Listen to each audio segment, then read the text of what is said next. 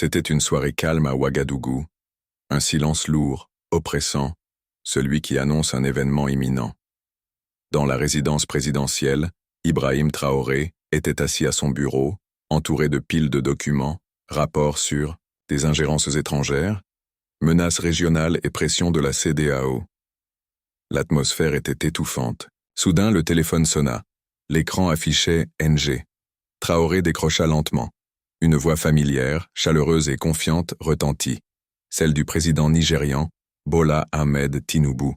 « Frère Ibrahim, comment vas-tu » Traoré répondit posément. Il connaissait ce ton poli, politique. Tinubu entra dans le vif du sujet. « Écoute, toutes ces tensions avec la CEDEAO, ces sanctions, ça n'a pas à continuer. Retrouvons-nous, toi et moi, à Abuja. On discute et on règle ça en africain, pas en ennemi. » Un silence. Traoré s'adossa à sa chaise, les yeux plissés. « Des pourparlers de paix » demanda-t-il. Tinubu rit. « Oui, bien sûr. Juste, nous, leaders africains. Ma parole, pas d'interférence, pas de piège, pas de France. Juste une conversation entre frères. » Traoré ne répondit pas immédiatement. Puis il dit « Je vais y réfléchir. » Après avoir raccroché, il ne se sentit pas rassuré. Quelque chose clochait, trop lisse, trop préparé. Il se leva, marcha vers la fenêtre et contempla les lumières de la ville. Puis il passa un autre appel, à son chef du renseignement, à surveiller tous les mouvements diplomatiques français à Abuja. Je veux des yeux sur chaque nouveau visage à l'aéroport. Un Nnamdi Azikiwe et une écoute des canaux de la CEDEAO. S'il s'agit d'un piège, je veux le voir avant qu'il ne se referme. L'officier répondit « Compris, Monsieur le Président ». Pendant ce temps, à des centaines de kilomètres, à Abuja, un autre appel avait lieu, que Traoré n'entendrait jamais. Un responsable français, parlant à voix basse, donnait des instructions claires. Une fois qu'il atterrit, ne le laissez pas repartir. Bloquez l'avion. Retardez-le assez longtemps pour que nous agissions. L'opération est prête. Son contact nigérian répondit froidement. Compris. Il ne passera même pas le tarmac. Le piège était tendu. Une invitation drapée de fraternité, une poignée de main cachant des menottes, un plan pour neutraliser l'homme que la France ne pouvait contrôler. Mais ils ignoraient que Traoré les observait déjà. La rumeur d'une rencontre à Abuja se répandit discrètement. Officiellement, c'était une mission diplomatique. Le président du Burkina Faso invité pour discuter de paix et de stabilité régionale avec la CEDEAO. Mais en coulisses, c'était autre chose. L'ambassade de France à Abuja prolongea ses horaires. Des véhicules banalisés entrèrent dans un hangar sécurisé. Le DSS nigérian, la police secrète, intensifia son activité autour de l'aéroport Nnamdi Azikiwe. Tout cela sans presse, sans question, sans explication. Au centre de tout cela, Ibrahim Traoré restait silencieux. Pas de confirmation, pas de démenti. Son équipe ne publia aucun itinéraire. L'aéroport de Ouagadougou prépara un jet, mais personne ne le vit monter à bord. Pourtant, à 11h43 précise, un jet privé décolla, arborant le drapeau burkinabé. Les agences de presse s'emparèrent de la nouvelle.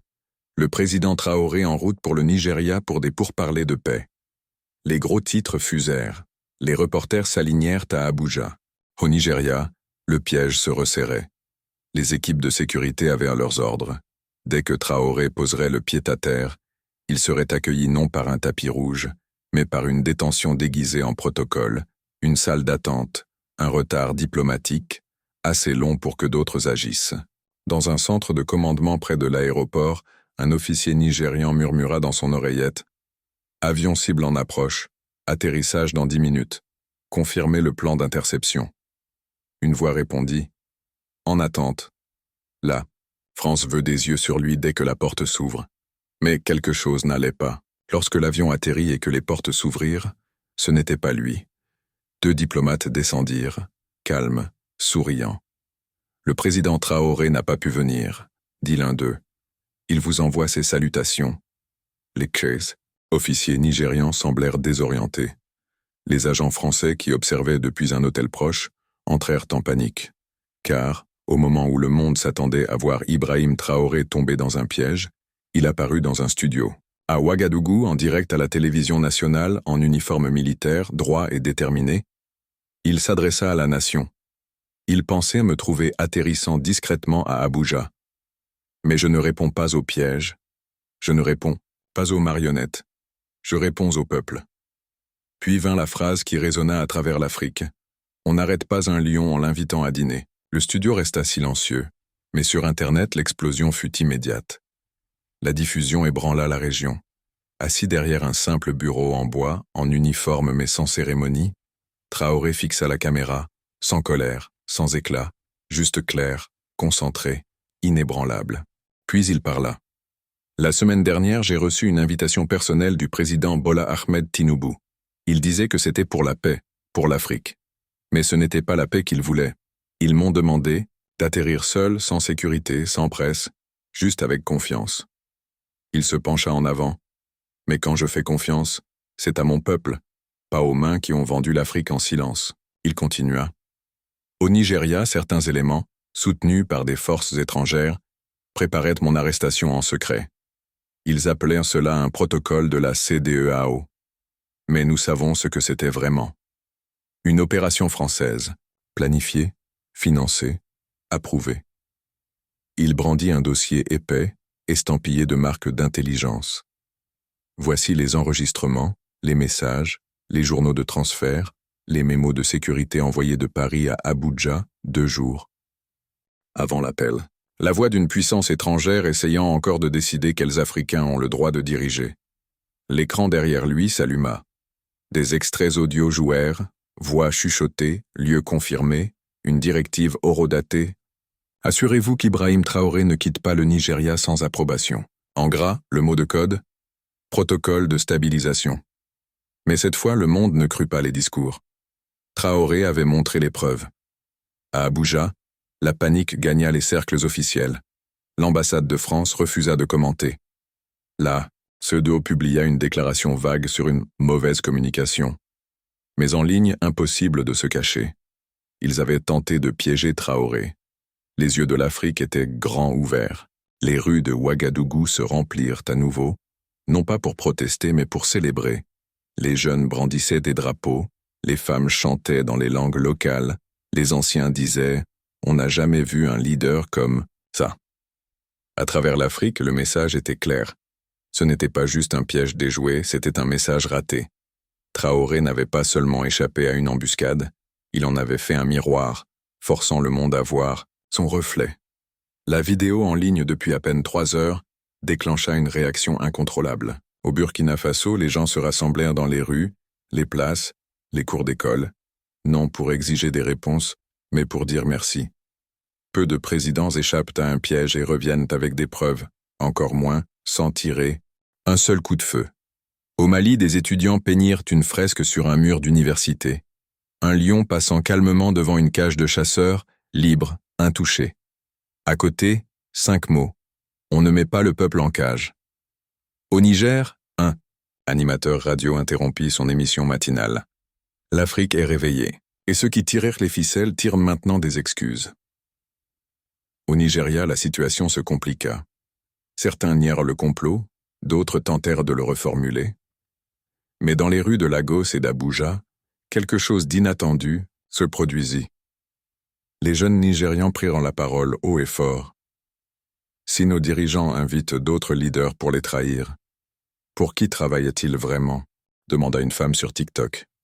Traoré est un lion, tweeta un homme. Les nôtres vendraient de la jungle pour une poignée de main de la France. À ce moment, le fossé entre dirigeants et citoyens devint plus évident que jamais. Ce n'était plus seulement une affaire burkinabé.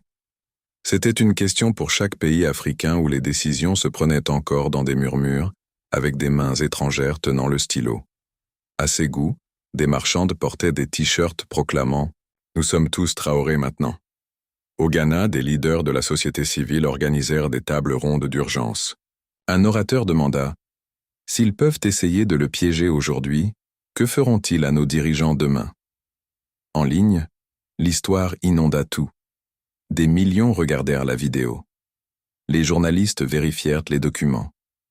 Même, les médias français durent en parler, prudemment, sans réponse. Et pendant tout ce temps, Ibrahim Traoré ne dit rien de plus. Pas de tweet, pas de menace. Il n'en avait pas besoin.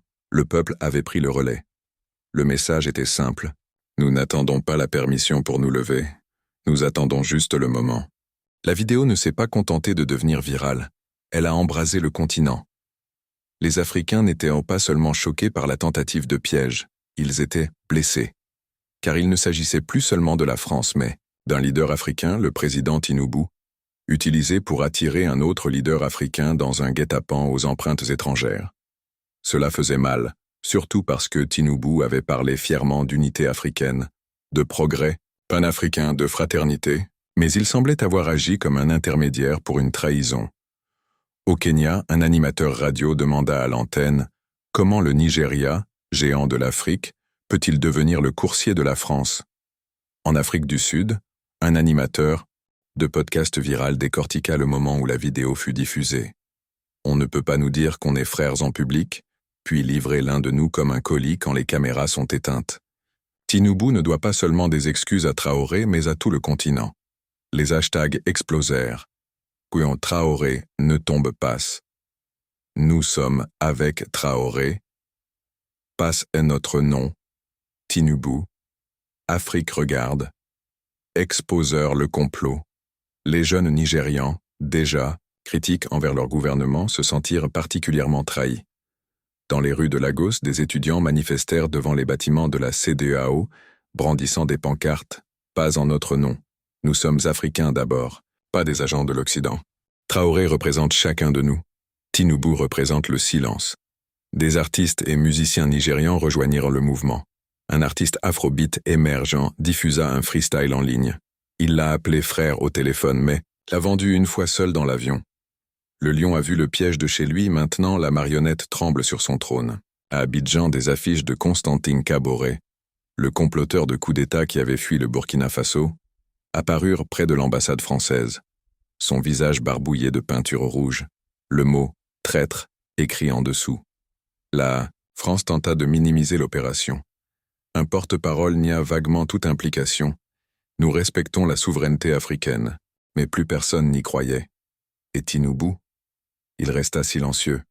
Pas de conférence de presse, pas de déclaration, pas de démenti. Ce silence parlait plus fort que n'importe quel micro. Même les sénateurs nigérians commencèrent à murmurer, en coulisses. L'un d'eux fut entendu. Cette histoire avec Traoré a tout changé. Il faut être prudent. Le peuple nous observe comme jamais. Et le peuple observait, regardant un jeune leader burkinabé qui avait tenu tête à l'Empire, et un président nigérian qui apparemment s'était écarté pour laisser faire.